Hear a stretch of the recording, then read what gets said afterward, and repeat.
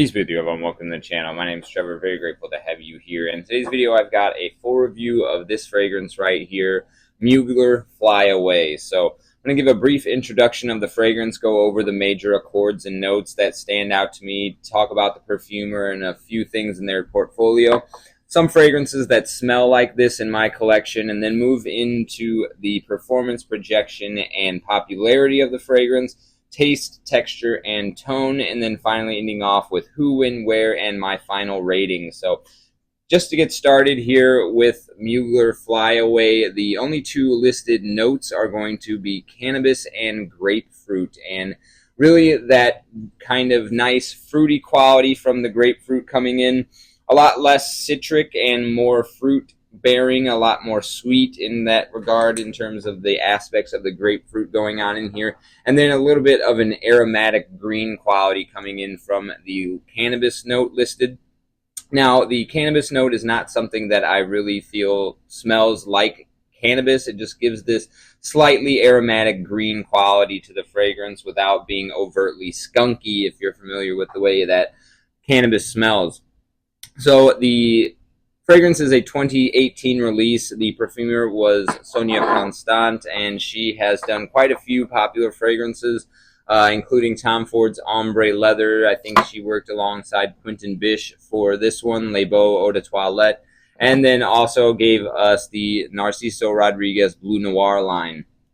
Now, in terms of fragrances in my collection that Muegler Fly Away smells like, it's pretty unique in a standalone fragrance in that regard. Not really much smells like it. The closest thing that I have is this Light Blue Forever from Dolce & Gabbana. This was a limited release, so I think it's a little bit difficult to come by this one lately.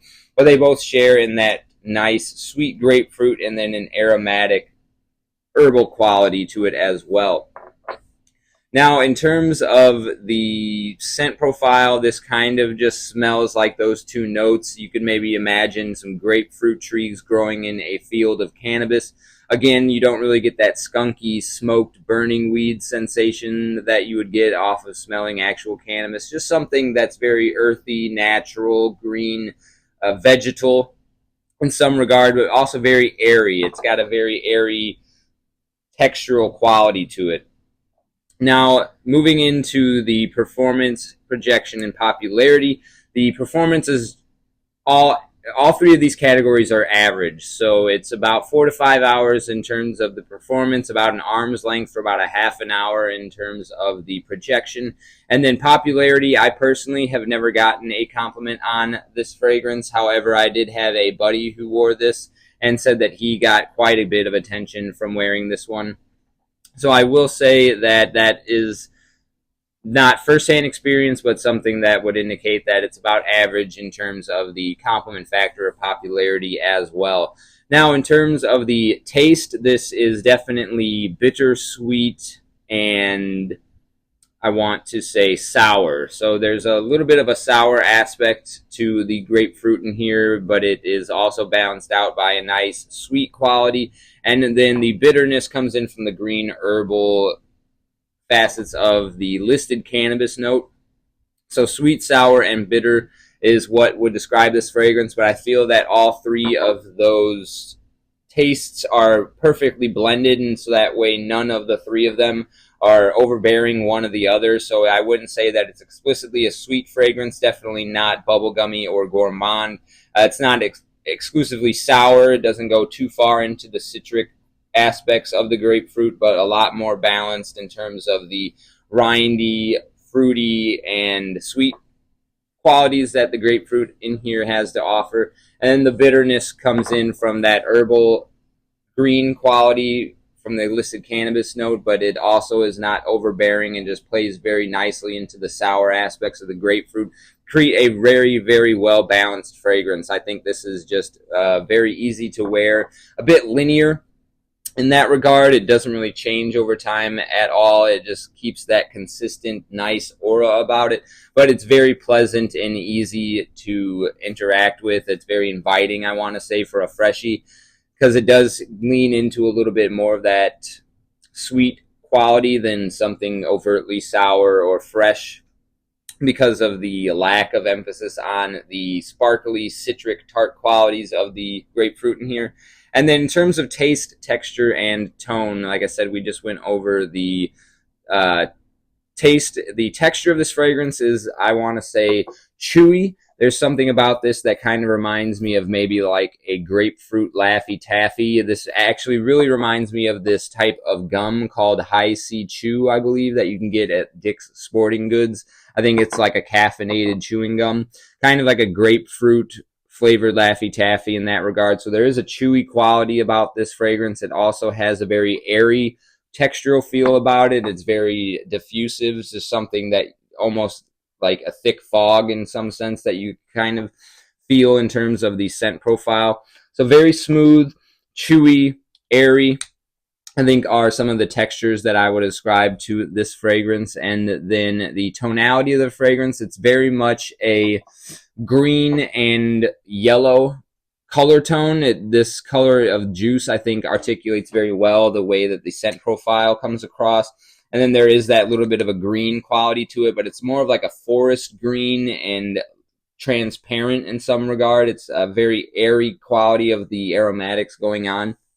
So green and kind of like a dark yellow are the tones that it gives off. Very uplifting, bright, and inviting in terms of the emotional tones that it gives off. It's very easy to wear and a happy-go-lucky kind of fragrance. Puts you in a good mood. It definitely does a good job of being reminiscent of the smiley face. It has that kind of upbeat quality about it.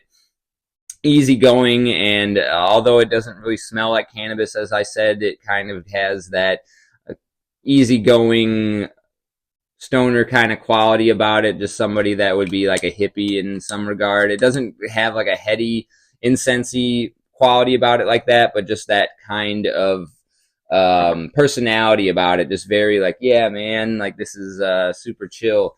That's kind of what this fragrance gives off. Very much a nice summer afternoon vibe to it.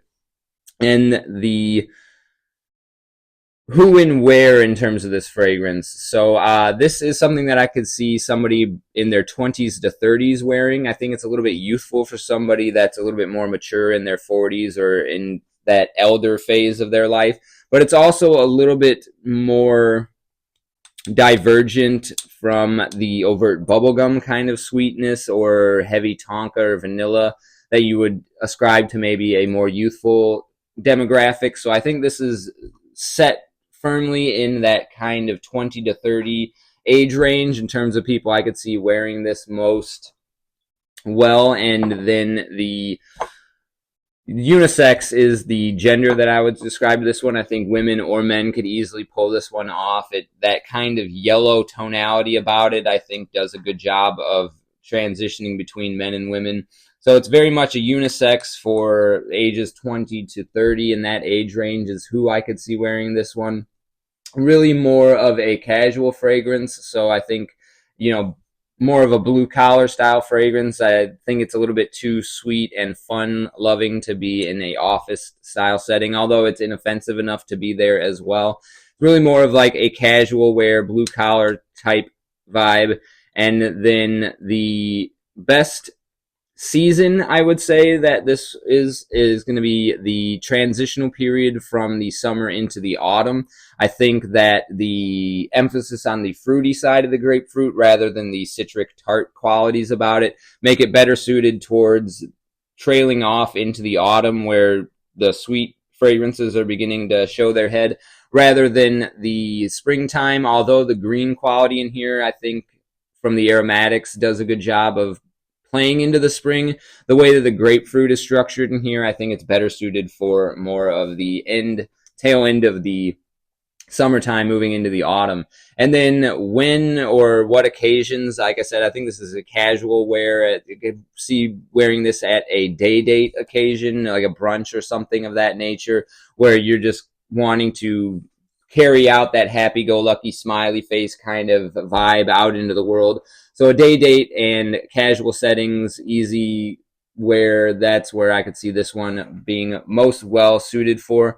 And in terms of my overall rating, I think I'm going to go ahead and ascribe a 6.5 out of 10 to this fragrance. It's just below where I would say that it's something that I reach for often. It's easy to wear, but it's not something that I go out of my way to think about wearing. And then the lack of compliment factor also, I think, just makes this one a middle of the road style fragrance. Very enjoyable, high quality ingredients, well structured, and skilled perfumer behind this one, but it's only so-so. However, in terms of the price point, it's really a great fragrance. You can get this for under $40 currently. I think it's been discontinued, however, so I'm not sure how much longer it's going to be in that cheapie range, but overall, I think this is one of the better cheapies out there. Really great, like I said, quality and skilled perfumer behind the fragrance. It's just something that's a little bit forgettable at times, so that's why I'm giving it a 6.5 out of 10. Let me know if you've tried this one in the comment section down below, and as always, really appreciate you sticking with me to the end of the video. I'll see you in the next one. Take care.